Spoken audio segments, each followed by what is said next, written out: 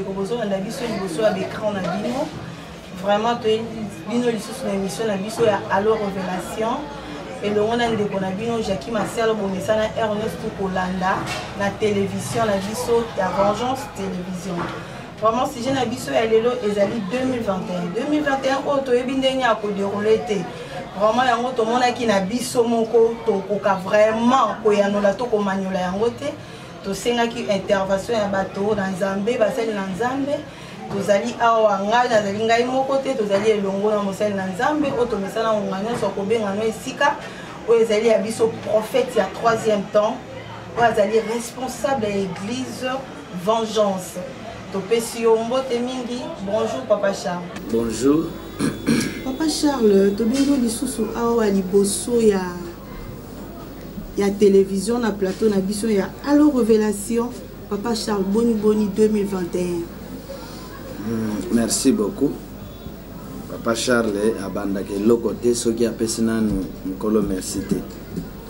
Oya kela biso oya so permettre tozala toloba tosala mouvement bato bayeba biso azwa balokumu na ye ya koleka. Papa Charles lo azali responsable ya Vision Vengeance. OK. Ya Vision Vengeance. Et olobi boni 2021 na plan ya mokeli. 2021 ezali bien. Na plan ya bato 2021 eleki mabe mingi. Année wana azala mingi lokola 2016 soki tosali kebate. Parce que ezali année ya mutu. Azali année ya mutu. Chaque année ezalaka na ba secret spirituel na ye. Année 2021 ezali année ya chiffre 6. Nazo balisa ye na Apocalypse 13. Que celui qui a de l'intelligence, que celui qui a de la sagesse calcule les nombres d'hommes, dont c'est un nombre 666. Alors 2021, je crois, ce qui botali na calendrier, ce qui na bosanité et qu'on tombé un certain vendredi.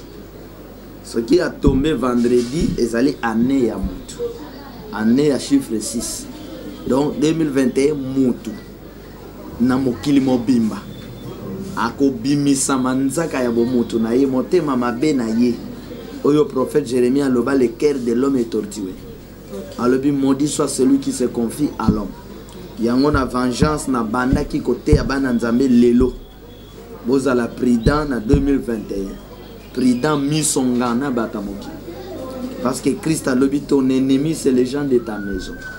Donc 2021 ezali année oyo Caïn abomaki Abel. Yudash atekaki Yesu Masi. De année oyo. Année ya ba traître. Mais l'esprit 7, que l'esprit du grand créateur, et qu'on protège bananaï, et qu'on épargne bananaï, et qu'on frappe, ba esprit 6, ba leader traître, na ba oba kocha tembe, na yelombe nzam. Mais ça ne moko yanko, mokile ko zalanko, à 4 coins du monde, mokile ko ningan, ba frappe ko zala, ba leader ba ko kanga. Yakokufa bakokufa. Donc eza année moko bizarre, année moko yanko, année moko autrement yakolela. Papa Charles bandeko bazo na biso na télévision bangi baye ba esprit sexuana parce que o bayebi na yo te o balanda yo na mute na écran na bango o menga un peu hôtel sa bango sexuana esprit sexuana c'est quoi Papa Charles? Esprit 7 matanga Apocalypse mobimba nakotanga ka Apocalypse 6 chapitre 6 Apocalypse chapitre 8 bakokuta kuna na kati bazolobela 7 so eza 7 boke na Apocalypse 2 chapitre 2 chapitre 3 les 7 lettres aux églises okuta 7. Alors oye na Apocalypse 4 tout autour du trône il y a 7 esprits des dieux qui entourent le trône, babengi yango les esprits des prophètes. Ezali 7. Ozongi na loi ya Moïse, okuti balobi, konesi kama makambo ebandi. Faut bato ba yebelo kon. L'esprit 7 c'est l'esprit maître, créateur ya monde. Esprit 7 c'est lui qui dirige le monde. Esprit 7 yé moto akeli nyonso. Premier jour, deuxième, troisième, quatrième, cinquième, sixième, septième jour, Dieu se reposa. Les jours du Seigneur, les jours de l'Éternel. 7. Esika abimi. Mokolo ya bonzambe. Après avoir kobota nyonso, yé abimi. Alors, l'esprit mokili, ndenge tambola kaboye, azali diriger sekrango yango. Yé. Tala. 1, 2, 3, 4, 5, 6, 7. Il est au centre. Alors, moto yeyo. Dès 2021, tu peux vivre mon limoyo. Il y a bon moto. 6. Oui. Chaque créature a un numéro. Chaque moto peut être un numéro. Et chaque moto tant qu'il a une lignée à prophète moko. Parce que les 7 esprits, les 7 esprits, ils sont prophète. Prophète, l'œil de Dieu. Prophète, il y a 1, 2, 3, 4, 5, 6. Donc, mon un message, il y a 7. Alors, 7 est la puissance de Dieu qui domine, qui contrôle. Mais dans mon kili, tu as la puissance P6, puissance de l'homme. Il y a 7 combats. Va précipiter. Alors, Nathan Wadana Eve, Mandimi voit il y a esprit, il y a diable. Des moments qui marque il y a 666. Mais bazala qui gérer l'esprit 7. Les mêmes diables. Il y a l'Amérique Eve pour appeler ces marques de 6, c'est-à-dire 6 à BBC. Alors l'alliance na 7 à sali alliance na diable. Né à comme 666. Les mêmes diables. Tant qu'on l'a dit bango à réussir na nouvelle vision qui est la grâce à lobby pe que na landi les sous na BBC. Mais tant qu'on l'a na moana azali moana ya 7, moana on a dominé diable. Diable a koka qui était. Ndé atika qui. Voilà, secret à 7, oyozoyoka 7, 7, 7, 7, na papa Charles. Moutou ayebite, akoloba, bakisi, occultiste, ezali révélation. Eloko simbi bomo ya batu. Ezali révélation. Ce qui au koti na kati ya makomi, okokuta 7e jour, le sabbat, Dieu se reposa. Après ce ordre mokolo wana, bo simbe lokoti. Eza loi ya temps. Après deuxième vision, tangoye Christ a lobby ngande maître ya saba. Ok, place na que Christ a longa qui l'esprit 6. Balanda qui paye, va passer marque ya 7 à longi. Ba lobby ngande maître ya saba. Alors atabo moni saba ba yeko langa balé et ko sale le côté parce que il avait l'esprit 7. Ozoyoka na kati ya makomi, je crois ezali Paul Mutazoloba. Likambo ya 7e ciel. Donc mokileza na ba couche, mokileza na ba niveau. Alors banganga bazana ba niveau assez. Donc ceux qui ont passé le stade comme un stade à 7, c'est fini. Papa Chabani Bangbaye on remporté victoire. Bandeko baye ba peut faire comprendre bango obi mwana wana longa ki diable. Mutu so comprendre tetam so na comprendre mutu so comprendre mwana na tene. Mwana, si mwana nzambe. Moi, Nzambe wana bi église boyemba des années. Yesu Christ. Alonga ki Satan na désert tangwa ke na concentration ya ba prière. Na nzoto. Parce que koyoka muto alobi yote Yesu azali Nzambe biso na nzoto tokese na ye. Non. Dieu se transforme na muto. Christ, Moïse et tous les autres prophètes pour qu'Allah qui sabato ke bozana makoki ya kokoma banzambe yango moni na vengeance to yeko former ba homme na ba femme Dieu muto koma penzo jouer rôle ya nkolo so comme président de la République so ba raison te ona ko gatete oko ki saposa ya nzambe o jouer rôle ya nkolo o comme serviteur de Dieu o jouer rôle ya nkolo. Voilà, moi na oya longaki Satan. Esprit ancien, esprit yakala. Ba homme na ba femme Dieu, oyo ba lui toza ba petit Dieu to ya wa papa Charles. Ba homme na ba femme Dieu. oyo toye ko former parce que na évangile oyo ba pesa ki bino évangile ezali falsifié mingi. Ah bon papa Charles? Ngana mona na miso. Un frère azoleka na télévision lobby nazali Yesu. J'ai vu des pasteurs na Kinshasa baleka na télévision ba télémelaye. Vous comprenez? Ba télémelaye. Kola yoko pesa nga révélation ya esprit tout cette puissant. Comme on a tout puissant papa Charles. Nazela ka mutu ko ya débat po alongola nga kombo wana. Que yo comment je comme Nzambe nazela ka mutu wana. Tozana d'étape de vie. Tout puissant papa Charles. Ah oui. Pourquoi, na loi ya Moïse. Pourquoi tout puissant papa Charles? Na loi ya Moïse na premier temps. Nzamba tambola l'espace et attend. Na loi ya Moïse. Dieu marchait avec un peuple avec son Dieu. Na loi ya Moïse. Donc Moïse a tambola na peuple de Dieu. Na loi ya Moïse. Avec les noms mystiques qui attendent dans Nzoto. Moïse spirituellement éternel. Mystique ils ont continué le Dieu d'Abraham, d'Isaac et de Jacob. Il s'appelle encore Je suis. Na 10 commandements. Ndeba pesi mosi. Mais lingi kolobate que chaque année tokoltambo la kakaka na ba discipline wana ya Moïse. Non. Lingi koloba bongote. Et lingi kolobake Moïse abandi na a akosuka tango mosusu na N. Espace ya vie na ye ezawan. Après Moïse comme grand prophète, basakola ki pepo ye aya. Yepe na tourne à sakoli. Olia yep sakaba na Israël na rozong. Appliquer sagesse à kolobake. Dieu va vous susciter un prophète comme moi. Comme. Égal à moi. Écoutez-les.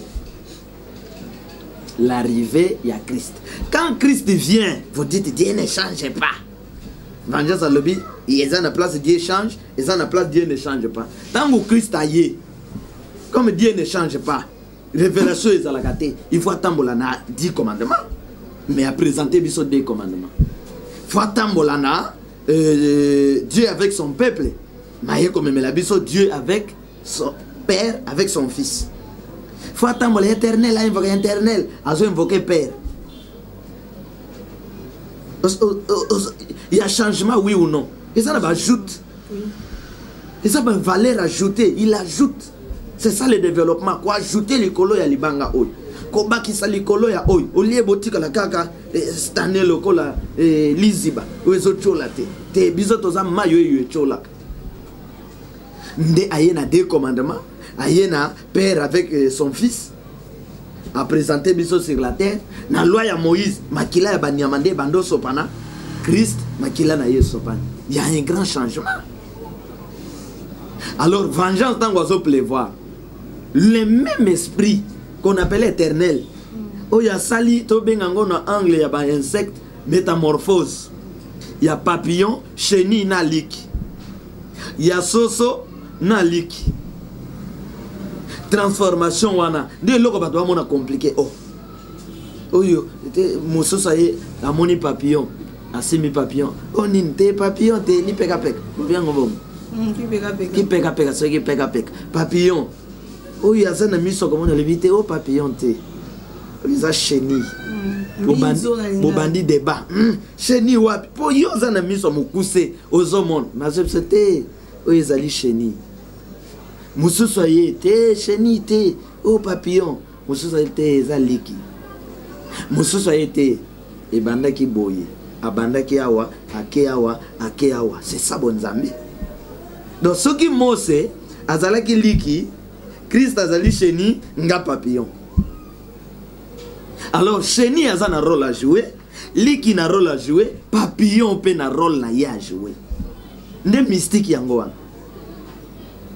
Alors, Papa Charles, nasi ça po biloko yango tango ebo provoka kango, ezo mata. Papa Charles, pardon. Okay. Et ça dit que tant que vengeance a y est, Dieu ne change pas. Dieu n'ajoute point, ne retrange point. Problème est ça. Problème est ça. C'est là qui vengeance. Problème est ça. N'ajoute point. Problème est ça. il y a qu'est-ce que le prophète, le grand prophète a yoki ba yepsi nini pour ya ko présenter. Oh, pas prophète. Est-ce que makambo zote wana wapi ba verset biblique yo pesi. Nani yepso que prophète à l'esclave ya Bible. Nani yepso que prophète à l'esclave ya Coran. L'esclave ya book bazar. Pasteur, évangéliste, apôtre, docteur, non prophète ya don, mais grand prophète te. Yebi sangai buku oyo Moïse abando tambola nango. Yebi sangai buku oyo Christ abando tambola nango. Po ayako kuta barulo. Oya chagi na se lipeka mema. Ya loi papa Jean. Non, Christ ne marchait pas dans le livre moko. Christ prêchait biloko ya révélation Bible ezalaki ya mela yango. Esaïe abando tambola te na livre moko. Ézéchiel non plus. Jérémie même pas. Maintenant le problème c'est que tant Christ a côté na synagogue. Bazo boya ye. Yango le bobo pe sanga na rouleau bino bozana mo. Obo la tele manette. Ndake zo la bango Esaïe 61 oyo ezoso pa makam. Esika ba secret nyonso ya ba prophète evandi. Ndaye ko présenter bango. Tala Esaïe bondi melayenga bobo yanga mais alobela kingai. A présenter yango. Alors vengeance, bah prophète que tant échangé. Spirituellement, politiquement, scientifiquement, tant échangé. Ah ouais tozo kota boito tambola be. Miso ba roi, faut être là ba prophète. Yoto yebsa ibino que so bolimo zo ba konji baza la banda ya ba prophète. Et non banda ya loi expirée. So ite boko sana boy. Papa ça le mo elinga. Des vengeance aye conformé ba sauveur, ba défenseur, ba homme, na ba femme Dieu. Na loi ya Moïse, peuple avec un Dieu, na Christ, fils avec son père, na vengeance sikoyo, oyo nyonso tata na biso azali, biso peto za la bombe. Papa Charles, na vengeance to se bosai la livre ni Bible, Coran to elo woni. To sale la ka livre moko ba bengi révélation maman. Ah bon? Bible to sale la Bible Bible to sale la. L'église na bino mobimba botanga ka Bible wana. Livre oyo ngana sale la kana vengeance yango Moïse a sale la ki. Yango Christ a sale la ki. Yango Élie a sale la ki. Yango koko nanga kimbango a sale la ki. Livre ya révélation. Ezali ba bengi yango révélation. Molimo mo santo. Mais ezana bato nzambe akotinda pour que ba rassembler ba penser ya vengeance ba créer yango un livre otoko benga une bibliothèque pour bato bakoya sima ba landa ka ba découvrir grandeur ya grand visionnaire ya Congo tout puissant bato wana bakozala.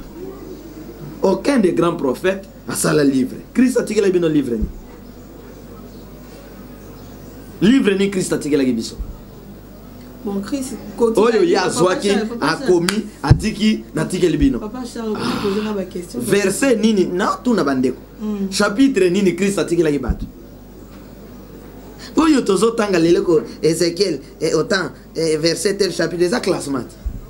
Classement on a pe bakosa lango na maté ya vengeance. Eza classement. Ma livre à vengeance est déjà dispo papa. Mais livre à vengeance eza nyonso ezo bima yepa nanga. Oyebi ndeni ba forma ka livre. Be intellectuel be écrivain o bazala ki nangate bakoya. Bakuta nande ko Francis. Ndeko Francis yo poza ina papa Charles. Il était comment? No azalaki boye soki toye boye no azalaki soli kambo eza kotuna yo mbala moko no azalaki boye en tout cas ngako to bando sa ne émission moko kombo nango mystique en tout cas biloko bando bimisa papa bazu ndeko konde ndeni no to salaki na ye émission moko boye bazu mama Jackie bozalaki na ye en tout cas to yemba na ye to sala boye tala au pesi témoignage bazu. Un tel bazui après qu'on soit baqué qu'on rassemble classement autobengi chapitre verset nde babimisi moto wana oya zalaki voilà oyo na koyebisa biso. Papa Charles bandeko baza banda ko bato mbele ba se poser ba question. Est-ce que okolobela bandeko totalisa bango incarnation za malamu to za mabe? Fona yeba nani incarnation mo ezani. Fona yeba ngo nani.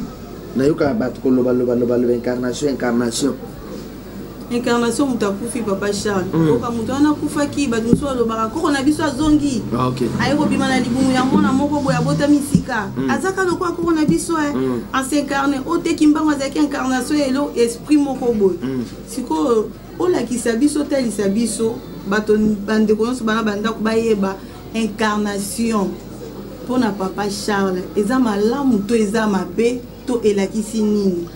Je me réserve na terme incarnation na tia yango entre parenthèses biso ba homme spirituel to parlaka plus sur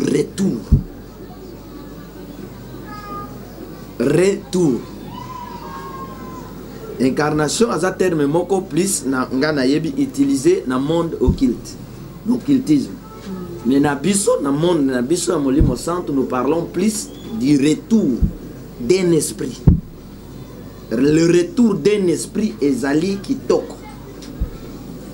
Pour ne pas inonder le monde spirituel, pour ne pas inonder le monde physique, de retour, vina biso ezalaka retour. Mai ekenda kezonga. Son papa Charles akokufa pa zonga eza kitoko. Anga moko d'abord pour nazala boy. Si naza un esprit, oyo azalaki asalaki pe mosala makasi. Na bipai mosusu. Ya retour ya eloko moko ya mutu moko boy. Ekasi. Et bon bino ne bozawa. Ti bolobelaka kimbango ese kimbango avant biso to yasi aya na nani baloba ko azongi wana sika zu kimbango asika wana ye wana kwanza na kamba est-ce que boyebi mosala kimbango asala boyebi tant bazolo ba que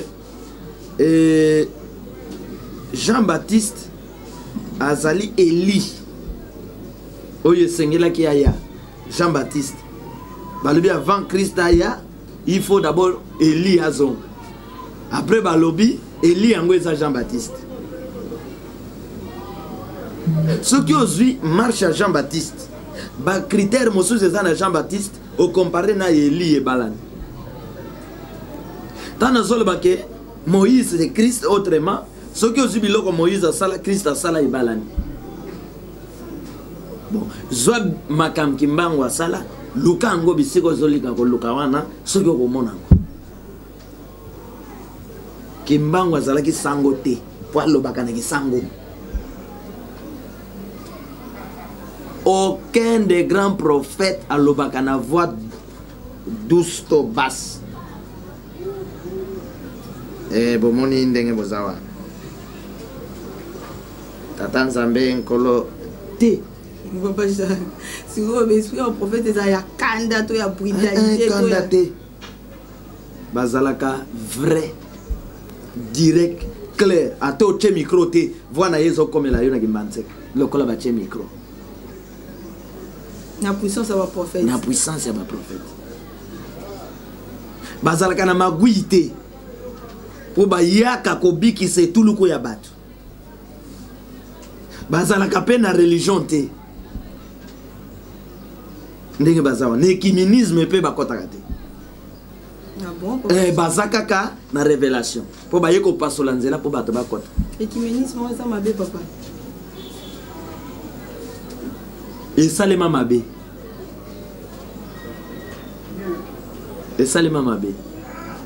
voilà eloko na koyebisa yo donc le révélateur bazongaka l'esprit ezongaka masangu oyo baloni wana po ebima kasi eza masangu akala ekawukaki biloko tozomona ya kala dans une réaction chimique rien ne se perd, rien ne se gagne, le tout se transforme.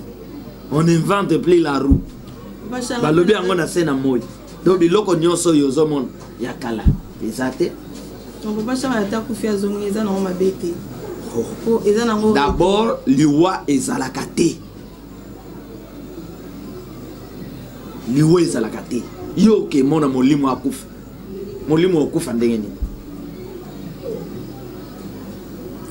yebisanga nani akufa oyo oyebi kokufa elingi koloba absence ya esprit ya vie na kati ya mutu un inconscient aza mokufi.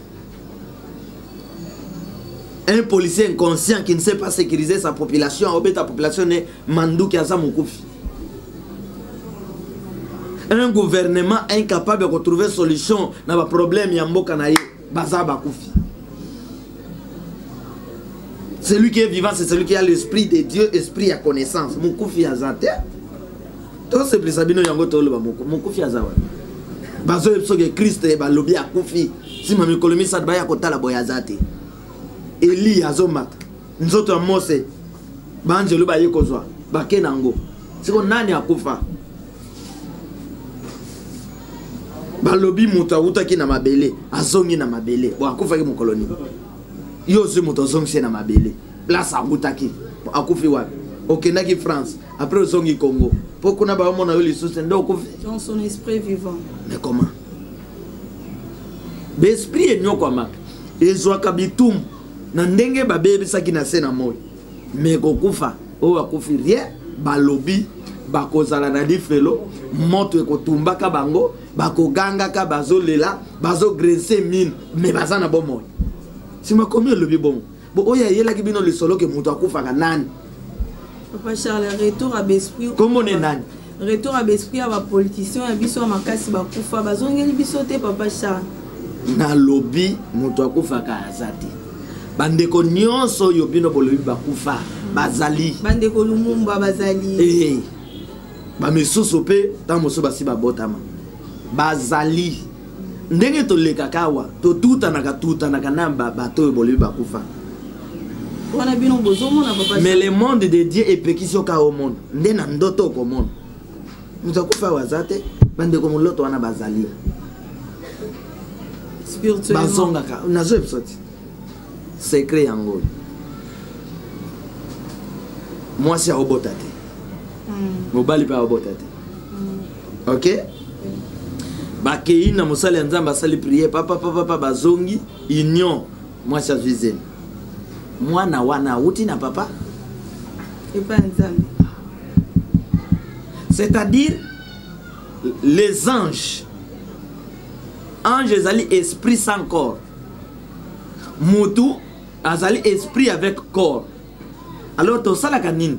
Soki koto bolobi mutu akufi. Non, les mutu alongwe na nzoto azongi ange.